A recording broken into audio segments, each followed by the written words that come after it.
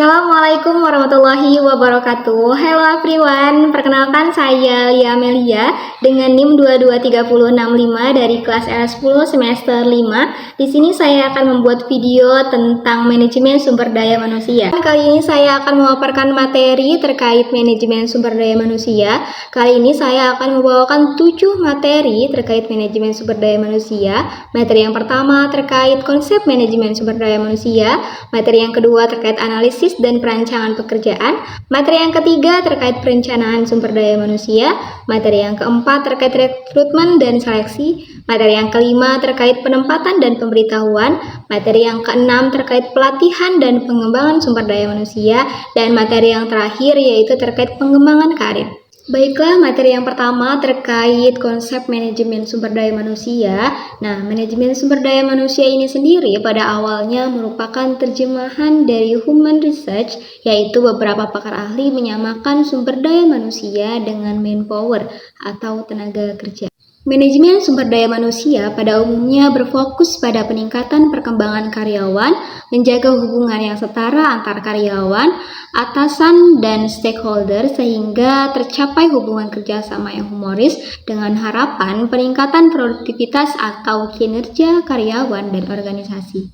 Keberadaan manajemen sumber daya manusia sangat penting bagi perusahaan dalam mengelola, mengatur, mengurus, dan menggunakan sumber daya manusia sehingga dapat berfungsi sebagai produktif, efektif, dan efisien untuk mencapai tujuan perusahaan.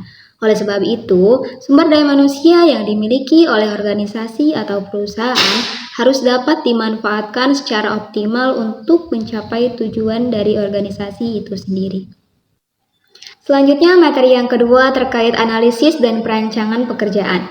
Analisis pekerjaan secara sistematik yaitu mengumpulkan, mengevaluasi, dan mengorganisasikan informasi tentang pekerjaan. Analisis pekerjaan sebagai proses pengumpulan secara sistematis dan analisis informasi tentang pekerjaan menurut GOMS pada tahun 2003 mencakup pada tugas, kewajiban, dan tanggung jawab.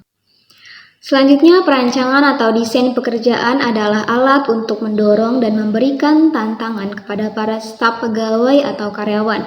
Agar desain pekerjaan dapat disusun dengan baik, diperlukan sistem kerja secara prosedural sehingga memudahkan pencapaian pelaksanaan tugas secara efektif dan efisien. Selanjutnya, materi yang ketiga terkait perencanaan sumber daya manusia.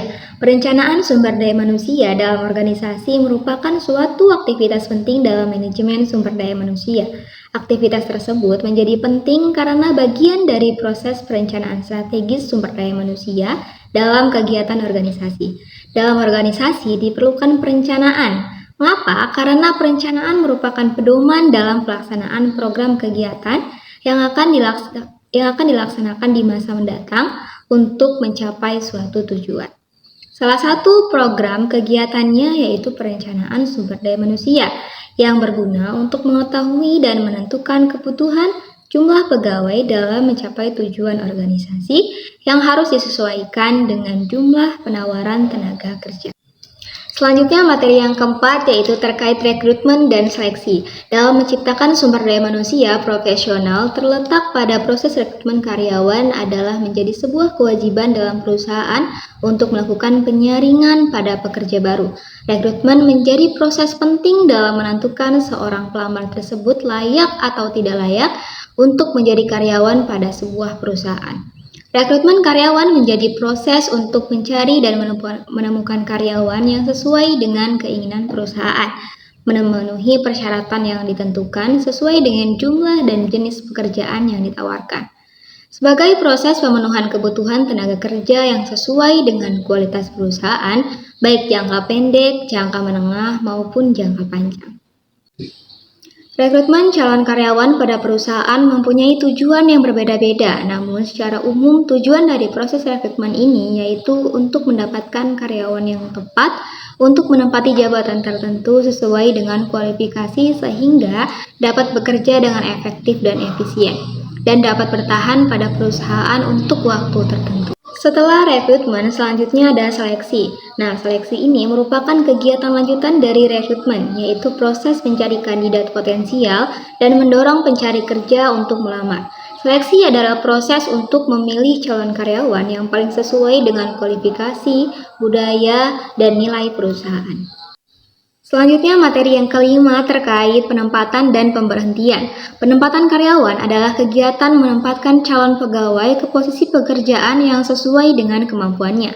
Beberapa faktor yang menjadi pertimbangan dalam penempatan karyawan adalah kemampuan, keterampilan, pengalaman, prestasi, status perkawinan, dan kesehatan fisik dan mental. Sementara pemberhentian karyawan adalah pemutus hubungan kerja antara karyawan dengan perusahaan. Pemberhentian karyawan dapat disebabkan oleh keinginan perusahaan, keinginan karyawan, kontrak kerja berakhir, pensiun, dan sebab-sebab lainnya. Beberapa alasan perusahaan melakukan pemberhentian kepada karyawan adalah yang pertama, tidak cakap dalam masa percobaan. Yang kedua, kemakiran dan ketidakcakapan. Dan yang ketiga, penahanan karyawan oleh alat negara. Yang keempat, sakit yang berkepanjangan. Dan yang terakhir yaitu usia lanjut dan pengurangan. Selanjutnya kita beralih ke materi yang keenam, yaitu terkait pelatihan dan pengembangan sumber daya manusia. Untuk bisa memiliki sumber daya manusia yang unggul, salah satu cara terbaik yang harus dilakukan perusahaan adalah dengan mengadakan pelatihan dan pengembangan sumber daya manusia. Investasi perusahaan dalam pelatihan dan pengembangan sumber daya manusia menjadi penting bagi pertumbuhan dan kesuksesan jangka panjang sebuah perusahaan.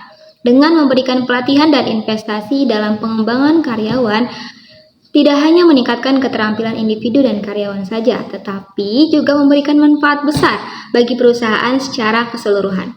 Pengembangan sumber daya manusia pada berbagai pihak di perusahaan dapat memastikan bahwa seluruh organisasi tetap kompetitif, produktif, dan siap menghadapi tantangan di masa depan.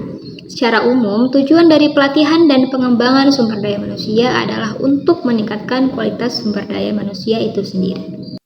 Biasanya pelatihan perusahaan dilakukan dengan dua metode. Yang pertama ada pelatihan internal dan yang kedua ada pelatihan eksternal. Nah, pelatihan internal sendiri yaitu pelatihan yang dilakukan dalam lingkungan perusahaan, dan pelatihan eksternal yaitu dalam hal ini karyawan di perusahaan yang akan datang ke lembaga atau instansi pelatihan untuk melakukan pelatihan di sana. Selanjutnya kita beralih ke materi yang terakhir yaitu terkait pengembangan karir. Pengembangan karir adalah proses meningkatkan pengetahuan, keterampilan, dan kemampuan karyawan serta untuk mencapai tujuan karir yang diinginkan. Pengembangan karir merupakan salah satu tugas dari manajemen sumber daya manusia.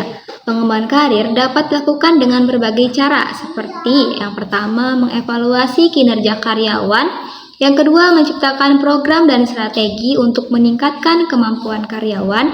Dan yang ketiga, memberikan informasi karir yang lengkap kepada karyawan. Dan yang terakhir, yaitu membuat perencanaan karir yang sesuai dengan perencanaan sumber daya manusia. Secara garis besar, menurut Samsudin pada tahun 2009, ada 3 tahap perkembangan karir seseorang ketika berada dalam organisasi kerja formal, yaitu yang pertama ada karir awal, yang kedua ada karir pertengahan, dan yang ketiga ada karir akhir. Nah, untuk penjelasan lebih lengkapnya ada di atas.